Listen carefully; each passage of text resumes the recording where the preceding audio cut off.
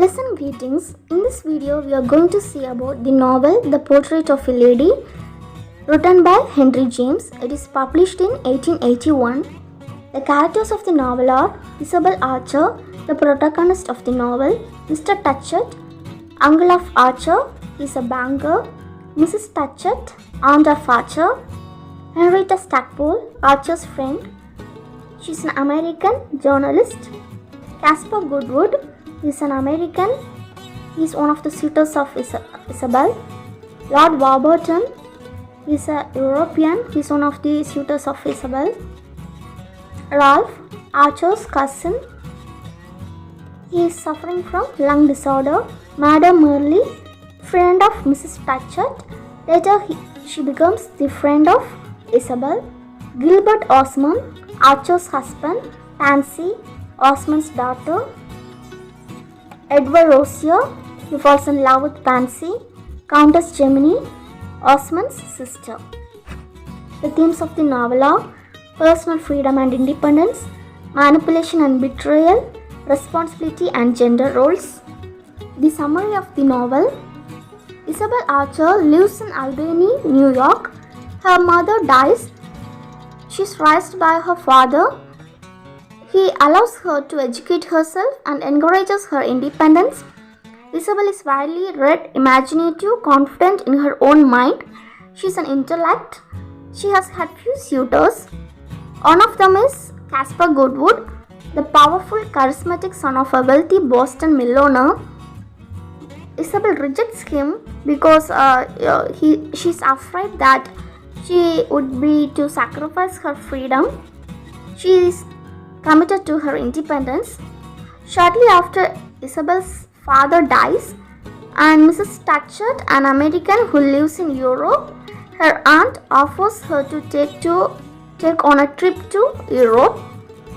Isabel eagerly agrees to it, telling Caspar that she cannot tell him whether she wishes to marry him until she has had at least a year to travel in Europe with her aunt. Isabel leaves to Europe. They live in Garden Court. Her cousin Ralph is slowly dying of a lung disorder.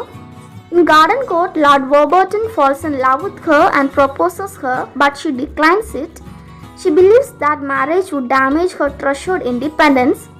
Isabel's friend Henrietta Stackpole, an American journalist, believes that Europe is changing Isabel and slowly eroding her American values and replacing them with romantic idealism. She comes to Garden Court and secretly arranges for Caspar Goodwood to meet Isabel in London. Goodwood again presses Isabel to marry him, but she says that she needs at least 2 years before she can marry him, and she promises him nothing. Later, Mr. Touchett's health declines, and Ralph convinces him that when he dies, he should leave half his wealth to Isabel. That will protect her independence and ensure that she will never have to marry for money. Mr. Touchett agrees shortly before he dies. Isabel is left with a large fortune for the first time in her life. Madame Manley is attracted with the wealth of Isabel. She is a friend of Mrs. Touchett. Later she becomes close friend of Isabel Archer. Isabel travels to Florence with Mrs. Touchett and Madame Merle. Merle introduces her to a man named Gilbert Osmond, a man of no social standing or wealth, but whom Merle describes as one of the finest gentlemen in Europe. He is devoted to art and aesthetics. His daughter is Pansy. She is brought up in a convent. His wife is Tud. Merle manipulates Isabel to marry Osmond so that he can have an access to her fortune. Everyone in Isabel's world disapproves of Osmond, especially Ralph, but Isabel chooses to marry him anyway. She has a child the year after they are married, but the boy dies 6 months after he is born. 3 years into their marriage, Isabel and Osmond have come to despise one another. They live with Pansy in a palazzo in Rome. Osmond treats Isabel barely as a member of the family. To him, she is a source of wealth. He is annoyed of her independence and her own opinions. He crushes her individuality, but she does not consider leaving him. She is committed to her social duty.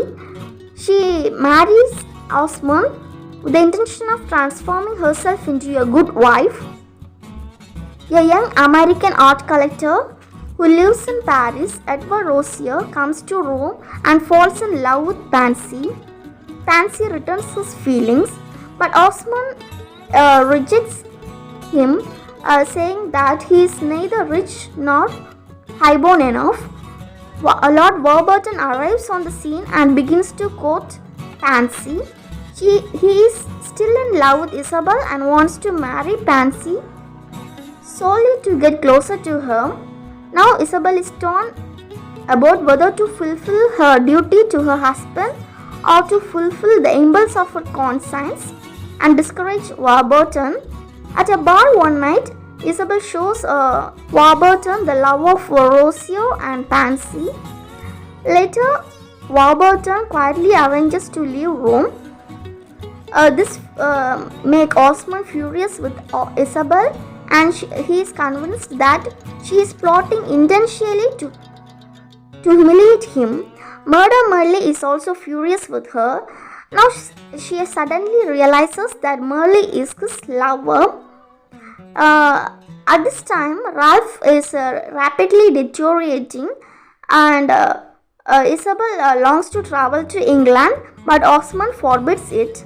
Now Isabel must struggle to decide whether to obey his command and remain true to her marriage, or to disregard him and travel to England to the bedside of her cousin. Later, Countess Chimney reveals the secret of Merle and Osman.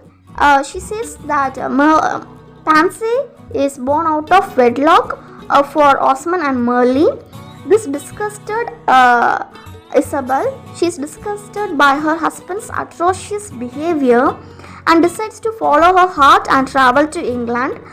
After Ralph's death, Isabel struggles to decide whether to return to her husband or not. She promised Pansy that she would return to Rome, and her commitment to social duty and honor her marriage, but her independent spirit asks her to flee from Osman and find happiness elsewhere.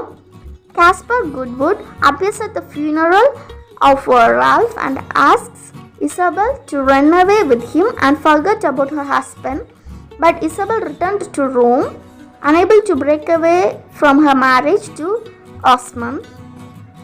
At the end of the novel, Isabel and Henrietta give in to the demands of marriage and duties in European society, becoming submissive housewives and obeying their husbands. Caspar is dismayed. He has lost Isabel to Osman and the European way of life. The analysis of the novel is, at first Isabel lives in independence, but she felt lonely and longs for love. Later marries to Osman, but are not happy with her marriage. She becomes a submissive housewife. She tries to shape her destiny, but later she ends in turmoil. She followed her impulse nature, like she marries Osman without a second thought. She listens to her peers, not elders. This novel shows the arc of freedom and independence of Isabel, manipulation of Merle, betrayal of Osman, responsibility and gender roles of women in the European society. Thank you. If you like the video, like, comment and subscribe to the channel Indian Daffodil.